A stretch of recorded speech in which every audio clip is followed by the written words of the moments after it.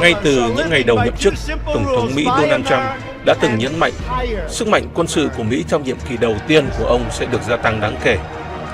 Ông Trump nói, chúng ta đang có một cuộc tăng cường quân sự lớn nhất kể từ thời Ronald Reagan và là một trong các cuộc tăng cường lớn nhất trong lịch sử quân sự Hoa Kỳ.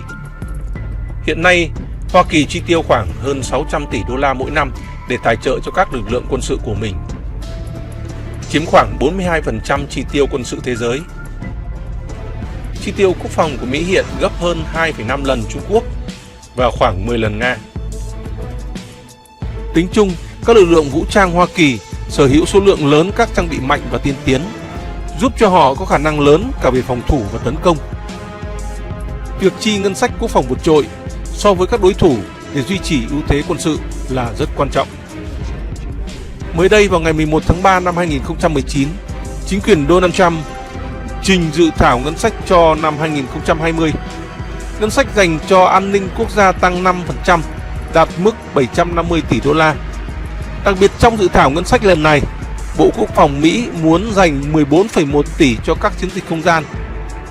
Giới quan sát nhận định, ngân sách quốc phòng năm 2020 đi theo hướng chiến lược an ninh mới mà Tổng thống Mỹ công bố vào năm 2018. Với chính sách nâng tầm sức mạnh quân đội, nước Mỹ sẽ tiếp tục duy trì vị trí cường quốc có sức mạnh quân sự đứng đầu thế giới. Tính đến năm 2018, Hoa Kỳ có khoảng 2.400.000 nhân viên nhân sự, được tổ chức theo các quân chủng gồm lục quân, không quân, hải quân, thủy quân lục chiến và tuần dương.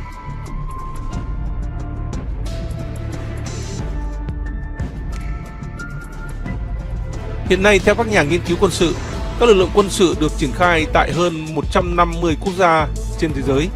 Các lực lượng này được triển khai giữa đất liền, trên biển và trên không và thay đổi theo từng khu vực hiện diện, cũng như tầm quan trọng của chúng đối với lợi ích của nước Mỹ.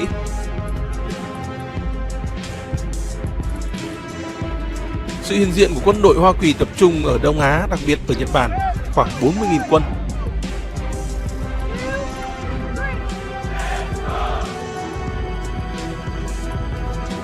Hàn Quốc 28.000 quân.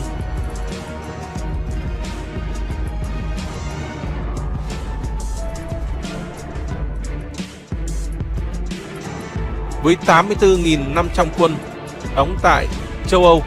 Trong đó, Đức có sự hiện diện quân sự lớn nhất của Mỹ với hơn 34.000 quân.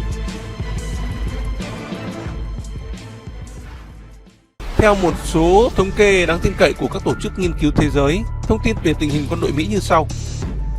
Quốc gia Hoa Kỳ với tổng dân số là 324 triệu dân. Hiện nay quân đội Mỹ có khoảng 1.400.000 quân thường trực. Xe tăng 8.325 chiếc, tổng số máy bay là 13.762 chiếc. Tàu ngầm 72 chiếc và 11 tàu sân bay.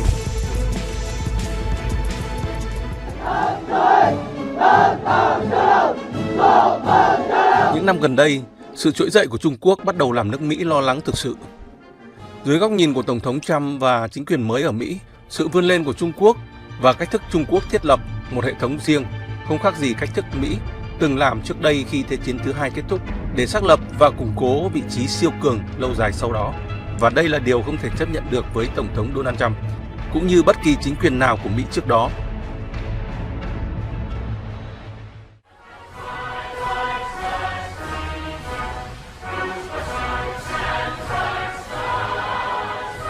Với ông Trump, chiến lược được thực hiện hết sức rõ ràng với hai bước song song.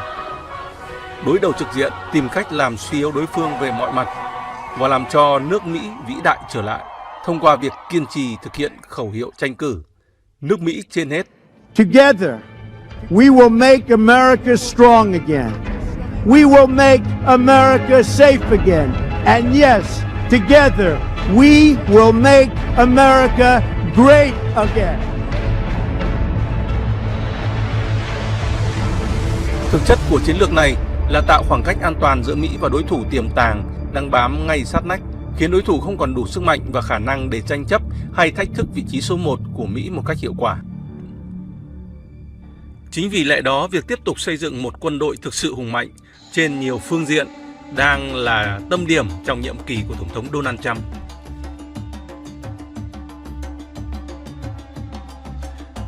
Về lục quân, ông Trump muốn xây dựng một lực lượng lục quân từ 490.000 lên 540.000 quân. Ông nhấn mạnh đó là con số cần thiết để triển khai các nhiệm vụ hiện nay. Nhiều khả năng ông Trump sẽ tăng số lượng lữ đoàn bộ binh chiến đấu từ 30 lữ đoàn hiện nay lên 36 lữ đoàn. Mỗi lữ đoàn có 3.000 đến 5.000 quân, trang bị 300 xe tăng, xe chiến đấu bộ binh, xe bọc thép, Stryker và lựu pháo. Đối với hải quân và tuần dương, ông Trump cam kết tăng quy mô đội tàu chiến cho hải quân từ 272 lên 350 chiếc. Tuy nhiên, với lực lượng gồm 11 tàu sân bay hạt nhân, 10 tàu tấn công đổ bộ cỡ lớn, 22 tàu tuần dương hạm, 76 khu trục hạm và 72 tàu ngầm tấn công hiện nay, Mỹ đã đủ sức trở thành cường quốc hải quân thống trị thế giới. Hải quân Mỹ có thể sở hữu thêm nhiều tàu ngầm tấn công để chiếm ưu thế quyết định trước các hạm đội Nga và Trung Quốc. Về thủy quân lục chiến, ông Trump định tăng số lượng tiểu đoàn lính thủy đánh bộ từ 26 lên 36 tiểu đoàn. Trên thực tế, thủy quân lục chiến Mỹ không cần bổ sung nhân sự, song họ cần thêm tiền để triển khai chiến dịch hoạt động, bảo dưỡng trang thiết bị và huấn luyện, khả năng sẵn sàng chiến đấu của không quân. Họ cũng cần thêm một số xe đổ bộ mới để thay thế các xe tấn công đổ bộ lạc hậu, cũng như trực thăng không vận hạng nặng như CH-53K nhằm thay thế biến thể E cũ và ngày càng khó bảo dưỡng.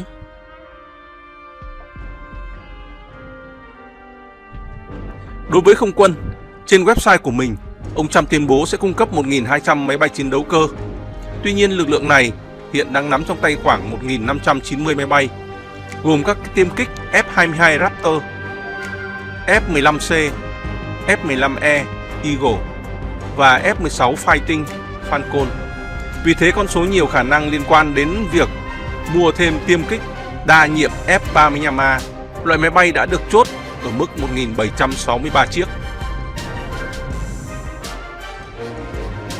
Và một vấn đề hết sức quan trọng, trong lần tăng ngân sách 750 tỷ lần này đã bao gồm cả chi phí thành lập lực lượng vũ trang mới, đó là lực lượng không gian, với chi phí 14,1 tỷ đô la để đối phó với mối đe dọa từ Trung Quốc và Nga.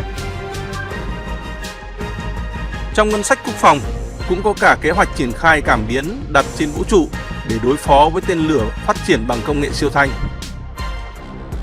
Nhiều quốc gia đặt câu hỏi phải chăng với việc tăng ngân sách quốc phòng, Tổng thống Mỹ đang phát động trở lại cuộc chiến giữa những vì sao? Có lẽ câu hỏi đó cũng có nguyên do của nó.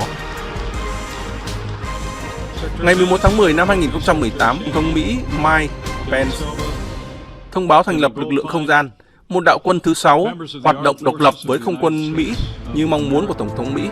Ông cho rằng đã đến lúc Hoa Kỳ cần khẩn cấp thành lập đạo quân này. Trong lĩnh vực này, chính quyền Donald Trump cho rằng hai nước Nga và Trung Quốc vẫn là mối đe dọa chính cho an ninh quốc gia.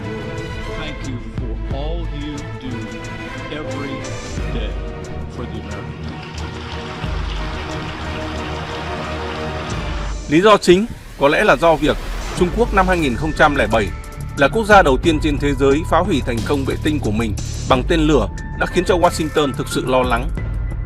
Chính từ đó, Hoa Kỳ ngày càng củng cố hơn nữa các chiến lược quốc phòng của mình. Như vậy, với những lời hứa từ khi còn tranh cử Tổng thống, ông Donald Trump đang dần thực hiện những bước đi táo bạo và khó đoán định. Tất cả vì một mục đích sống còn, đó là Together, we will make America strong again. We will make America safe again. And yes, together, we will make America great again.